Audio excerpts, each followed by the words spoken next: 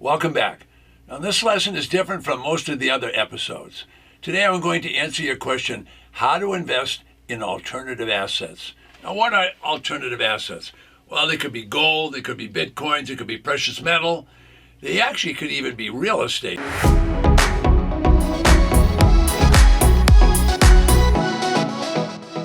And most people think of gold and silver, they think of precious stones, and of course nowadays they're thinking a lot about Bitcoin. So there's just a lot of ways to make money. So we should all be grateful that we're living in a place where there's plenty of alternatives. Now, the alternative investments require some skill. You need to understand what those investments are all about. You don't want to just buy them and hope and pray that they're going to go up.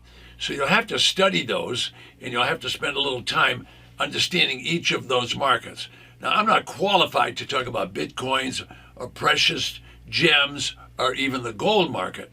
I'm not qualified because I picked a different alternative investment, which I'll tell you about as we go along. Now, the Wall Street firms, they have instruction on that. Brokerage companies have instruction on all that. You need to learn and spend some time doing that. All right, if you want to make profits in the future, I see some of them that do very, very well, but I don't know enough to tell you about which ones are the best and which ones aren't so hot. So I picked a business that I knew always worked, and I just copycatted the insurance companies and the conservative investors. And what did they do?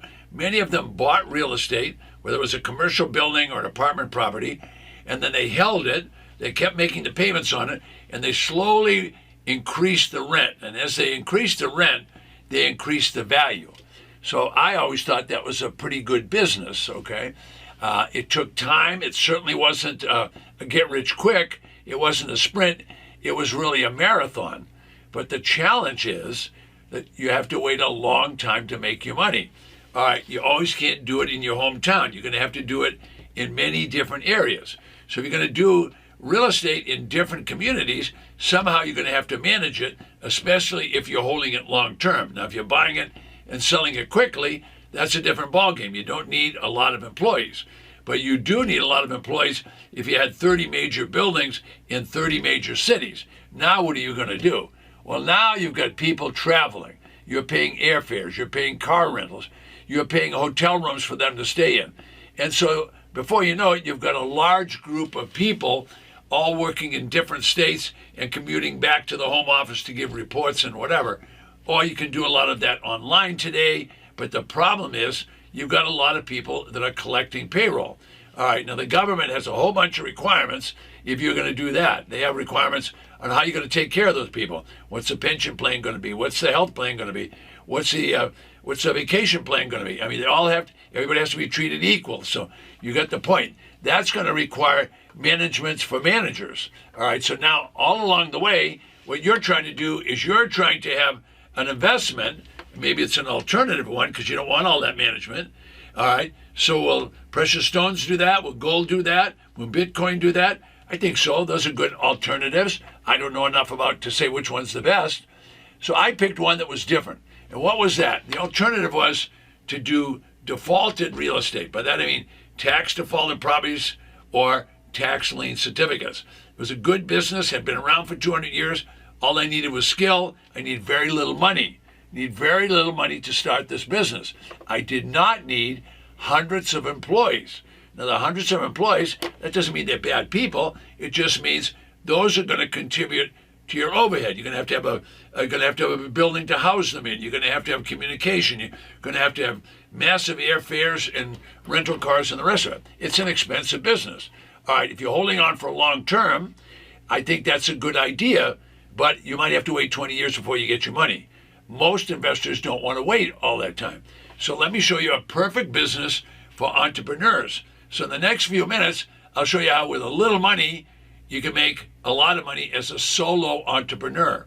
Does that mean I'm against any of these alternative? I'm not against them. I just found one that was good for me, and I didn't need a lot of employees. Is that important? To me, that was important because I grew all the way to having 200 employees, but there was only one or two rainmakers.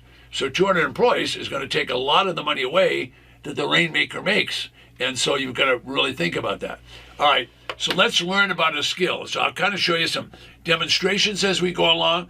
Everything we're going to do is going to be honorable, it's going to be ethical, and it's going to be to not only your advantage, but to the advantage of, in this case, the county or the buyer from you. Everybody's going to benefit. Everybody's going to benefit in the business that I'm into. So I know where you are right now. Where you are right now is you want to make money. You want to make money quickly. So you don't know what you don't know. So who's an expert and is going to teach you? Well, first of all, you better make sure you get an expert.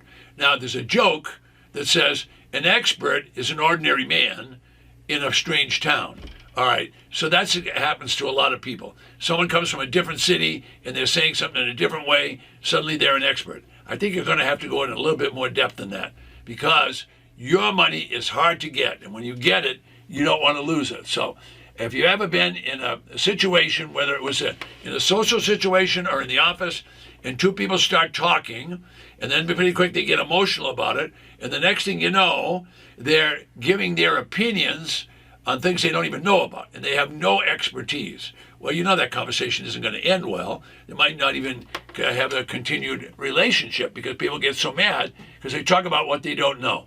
So you're in a situation you don't know what you don't know, so you're going to have to learn it. It doesn't matter whether it's the alternative investment that I like or the one that you're going to pick doing it somewhere else, okay? So some people, they think their opinions are always right. So I don't know whether they're right or wrong, but I'm not going to argue with someone about different investments that I don't know about. All right, so who is giving you the advice? You need to think about, first of all, doing an alternative investment, but you think about doing things differently, and you better pick who you're going to choose from. All right, successful people always leave a trail. In other words, the footsteps in the sand that you're seeing, if you follow them, they'll take you to wherever the people are going. So if someone's successful, you need to learn to follow in their footsteps. All right, so you want to get involved with successful people, people that can show you track records. All right, are these people all extraordinary? No, but if they know how to make money, just use that one quality and follow that. You don't have to take on their lifestyles or any other thing. All right, so this is an investment that always works. It's been around for 200 years. So that's what drew me to it, and I found out I could start very small and I could grow quickly. You can do the exact same thing. Why? Because real estate generally keeps up with inflation. When it keeps up with inflation, it's going to rise. All right, if you don't have to wait 20 years and you could buy it today for a very good price, and then you could sell it tomorrow and make a profit, well, that's my kind of business. Now you know what you're doing. So I'm going to warn you in advance, this is not a sprint. It's going to be a marathon, so you're going to have to think that way. You're not going to get all this done in a day and a half, no matter what late night television tells you or what they tell you going to a hotel seminar. It's not going to happen quickly. This is going to take time. You're going to have to learn it. You're going to have to pay attention. But once you do it, it's a cookie cutter. You can do it again, and you can do it again. So kind of rinse and repeat, rinse and repeat. So 30 years ago, I discovered that I didn't want to just do things with a computer. I wanted to do things that I could put my hands on, and I wanted to be able to not have a big management team. So I figured out it wasn't going to be get rich quick. It was going to be a marathon, and that's what I'm going to show you now. Now, this is very simple, and I'll explain it very simply, but you've got to understand what I'm trying to do is I'm trying to buy at rock bottom prices at the county auction. They're going to sell for 10 and 20 cents on the dollar. Then what I simply want to do is everybody says, sell it for retail. Well, no, I'm not going to do that. I'm going to sell it for less than that. Why? Because I'm going to buy it low. I'm going to sell it low because I want it all to happen fast. I don't want to get out and compete with all the brokerage community. I don't want to spend months doing newspaper ads. I want to buy it low and I want to sell it low. So a perfect example of that would be, here's a valuable house at an auction. All right, now this one's a little on the clean side. They're usually a little bit more used and abused. In other words, the lawn isn't going to be like this. The shrubs are not going to be so good. The paint might not be so good. But basically, it'll have a starting bid of only 10 cents on the dollar. So look at the value, look at the starting bid. Well, what if I paid $50,000 for that? Well, you'd say, whoa, $50,000. Well, I'm still only paying 25 cents on the value.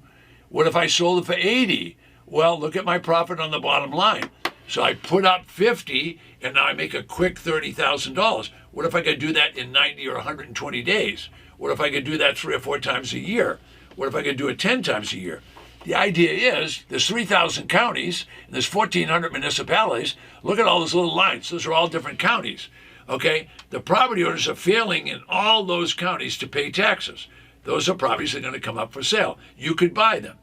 So what did the legislature say? The legislature said, look, you have to pay taxes.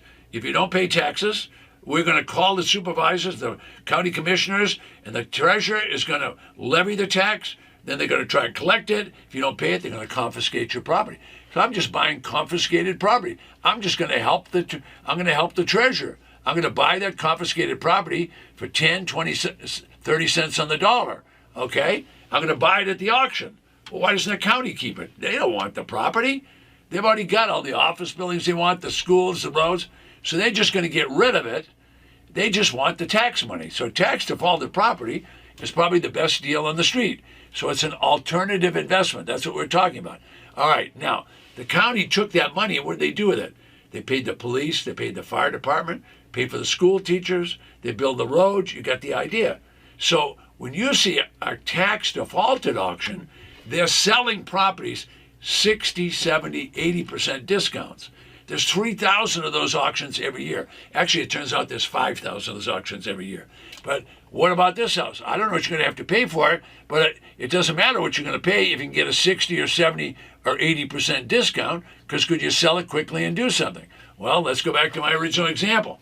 $200,000 house, pay $20,000, the county pays their bills. If I could buy it for 50, all right, now if I can sell it for 80, I'm in great shape. Now maybe you're going to sell it for 100, maybe you're going to sell it for more than that. The point is, I just want to show you I want to buy it low, sell it low, and go do it again. Why do I want to go do it again? Because there's 5,000 auctions. The next one might be better. Now all the auctions are going to be public. That means it's going to be public auction in an open room or on the courthouse steps where anybody can show up. Anybody can qualify for the auction. They don't know whether you got money or not. Now, of course, you're going to find out if you got money when you go to buy, and you better have money. So what do? I buy at what I call my Walmart strategy. I want to buy it low, and I want to sell it low. Now, the best stores in your county are going to be Walmart, Target, and Costco if you want a great deal. What do those stores do? They all have the same strategy. However, they're all doing the same thing. Buy low, sell low. All right, if you can just copy that, which is all I did, I just said, if they can buy it low and I can sell it low, I can move it quickly. There's a big market if I'll sell quickly. All right, there's a smaller market that the real estate people are working in. What are they doing? They're trying to get retail and sometimes 10% above retail. I'm going to be way under the retail. I'm going to buy it low, maybe 30 cents on the dollar. Maybe I sell it for 50 cents on the dollar. That's going to work because I'm going to make a profit. 25,000, 50,000, that's good enough for me because I can do it whenever I want to do it. So buy low, sell low, let the other guy have a little profit when he starts out. Will your property sell quickly? Yes, because there's a lot of people looking for a bargain. So at 10 cents on the dollar, I'm getting properties at great prices. If I sell it for 20, 30, or 40 cents on the dollar, I'm selling it at a great price and I've made a profit. The idea is make a profit on the margin between the two. All right, now the problem isn't a problem. It's really just you getting used to a different strategy. So who's going to buy these? Well, I can tell you who's going to buy them. The people that have credit challenges. About 25% of the market is completely rejected by the banks. They got poor FICO scores. That means the banks will not finance them. What does that mean? The banks just refuse them because their FICO score is down around 500. You want people with 600 or 700 FICO score.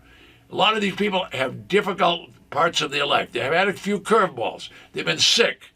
All right? They got a divorce. They went through a bankruptcy. But if they got a good job and can pay you, what you really care about is the down payment, number one. And number two, you care about those installment payments.